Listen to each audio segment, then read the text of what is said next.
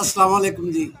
ਬਈ ਅਸੀਂ ਜਦੋਂ ਦੇ 1947 ਚ ਲੁਧਿਆਣੇ ਇੱਥੇ ਆਏ ਆ ਨਾ, ਤਾਂ ਸਾਡਾ ਤਾਇਆ ਨਾ ਜੌਂ ਭਰ ਫੀਮ ਲੈਂਦਾ ਸੀਗਾ। ਉਹ ਕਿਤੇ ਨਾ ਕਿਤੋਂ ਜੁਗਾੜ ਕਰਕੇ ਦੇ ਸੀ।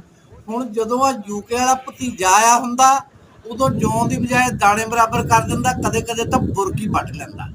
ਤੇ ਜਿੱਦਣ ਖਾਧੀ ਹੋਵੇ ਨਾ ਫੀਮ ਦਾ ਗੋਲਾ ਚੰਗਾ, ਉਦੋਂ ਗੱਲਾਂ ਬੜੀਆਂ ਟੌਪਦੀਆਂ ਸੁਣਾਉਂਦਾ।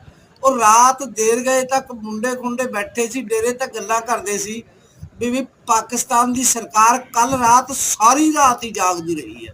ਉਹਨੇ ਪਾਸਾ ਲਿਆ ਹੁੱਕੇ ਦਾ ਸੂਟਾ ਲਾ ਕੇ ਕਹਿੰਦਾ ਵੀ ਸਾਰੀ ਰਾਤ ਪੁੱਤ ਕੋਈ ਕਣਕ ਦੇ ਰੇਟ ਦੀਆਂ ਗੱਲਾਂ ਗੁੱਲਾਂ ਕਰਦੇ ਸੀ ਵੀ ਅਸੂ ਕੱਤਾ ਹੁਣ ਕਣਕ ਬੀਜਣੀ ਆ। ਓਹੋ ਤਾਇਆ ਤੈਨੂੰ ਕਣਕ ਦੀ ਸੁੱਝਦੀ ਆ, ਉਹਨਾਂ ਨੂੰ ਤਰਮੀਮਾਂ ਦੀ ਪਈ ਆ। ਹੁਣ ਮਾਸ਼ਾਅੱਲਾ ਤਰਮੀਮਾਂ 1973 ਦੇ ਆਇਨ ਚ ਇਹ 26ਵੀਂ ਤਰਮੀਮ ਆ। ਉਹ ਜਿਹੜੀ 25ਵੀਂ ਦੀ ਸਿਲਵਰ ਜੋਬਲੀ ਬਣਾਈ ਆ।